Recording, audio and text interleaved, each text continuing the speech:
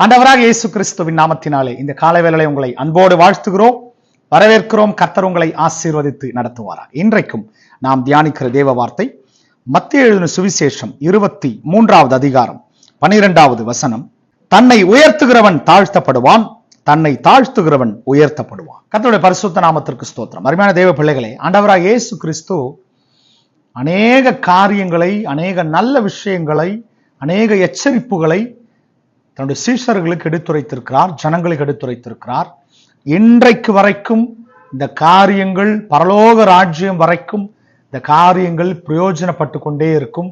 காரணம், இந்த வார்த்தை, இந்த வசனங்கள் ஜீவன் உள்ளது, உண்மை உள்ளது, சத்தியம் உள்ளது, என்றைக்குமே நிலைத்திருக்கிறது.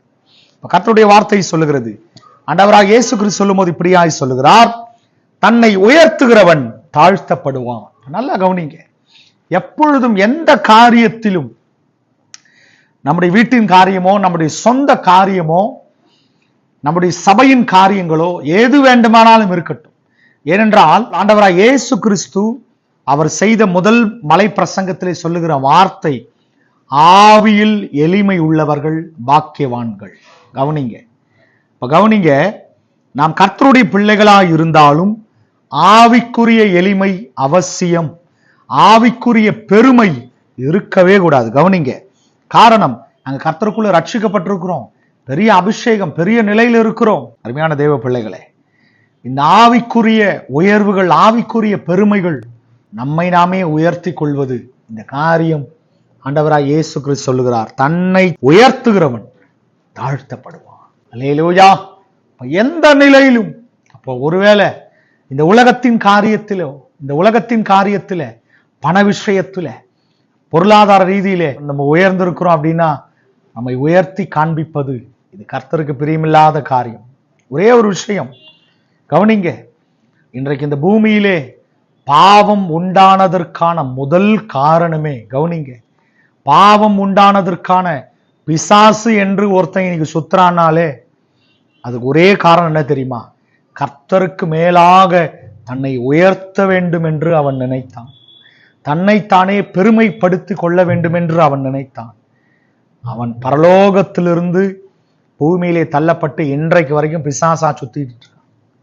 அருமையான தேவ பிள்ளைகளை, எச்சரிக்கை, தன்னை உயர்த்துகிறவன் தாழ்த்தப்படுவான். நம்மை உயர்த்தணும்னு நினைச்சோம்னா கர்த்தர் மேல இருந்து கீழே தள்ளுவார். ஆனா நல்லா கவனிங்க, அடுத்த வார்த்தையே சொல்லப்படுகிறது, தன்னை தாழ்த்துகிறவன் உயர்த்தப்படுவான். அல்லேலூயா. அருமையான தேவ பிள்ளைகளே, கர்த்தருக்கு முன்பாக நம்மை தாழ்மைப்படுத்துங்களேன், நம்மை முற்றிலுமாய் தாழ்மைப்படுத்துவோமே, அவர் தருகிற உயர்வு மிக பெரியதா இருக்கும்.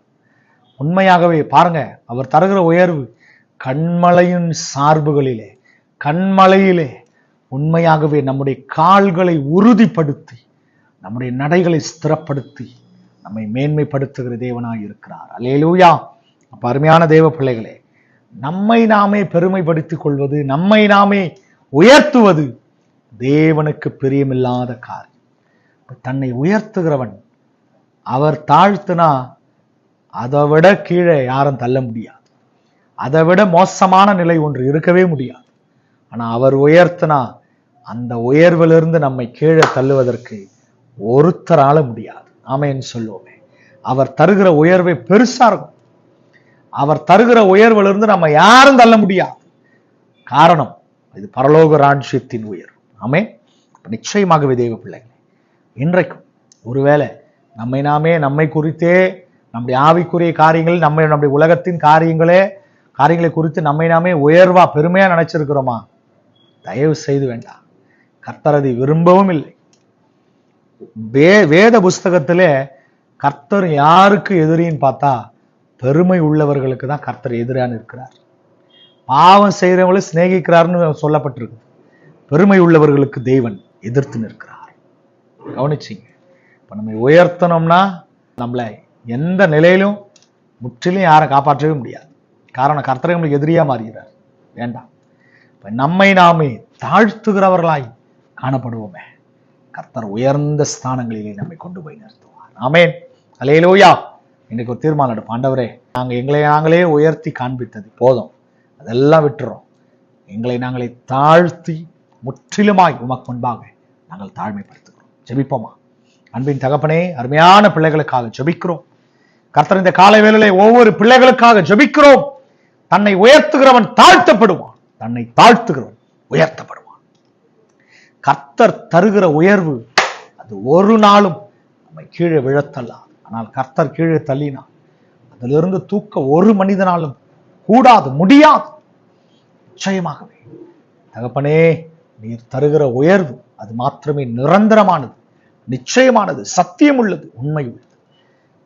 இன்றைக்கு இந்த காணொளி பார்க்கிற ஒவ்வொரு பிள்ளைகளும் தங்களை தாழ்மைப்படுத்த, கர்த்தருக்கு முன்பாக தாழ்மைப்படுத்த கர்த்தர் உதவி செய்யுங்க. கரத்துல அந்த எல்லா பெருமை நாவிகள், உயர்வின் ஆவிகள் இயேசுவின் நாமத்தில் தங்கள் இருதயங்களை விட்டு, சிந்தைகளை விட்டு வெளியேற கர்த்தர் இன்றைக்கு ஒரு புதிய சிந்தையை, கர்த்தருக்குரிய அந்த தாழ்மையின் சிந்தையை அணிந்து கொள்ள கர்த்தர் உதவி செய்யும். கர்த்தர் நீங்க ஆசீர்வதிங்க. இந்த காணொளி பார்க்கிற ஒவ்வொரு பிள்ளைகளையும் கர்த்தர் ஆசீர்வதிங்க, கனப்படுத்துங்க. மேலான நன்மைகள், கிருபைகள் தொடர்ந்து இயேசுவின் நாமத்தில் பிதாவே, ஆமென். அருமையான தேவ பிள்ளைகளே, கர்த்தருடைய வார்த்தை உங்களிடத்திலே வந்திருக்கிறது. கர்த்தர் உங்களோடு பேசியிருக்கிறார். இன்று முதல் நம்மை நாமே உயர்த்துகிறவர்களாய் அல்ல, தாழ்த்துகிறவர்களாய் காணப்படுவோம். கர்த்தரிடத்தில் தயவு பெறுவோம், கர்த்தருக்குள் நிலைத்திருப்போம், கர்த்தருக்குள் பலப்படுவோம். God bless you. Amen.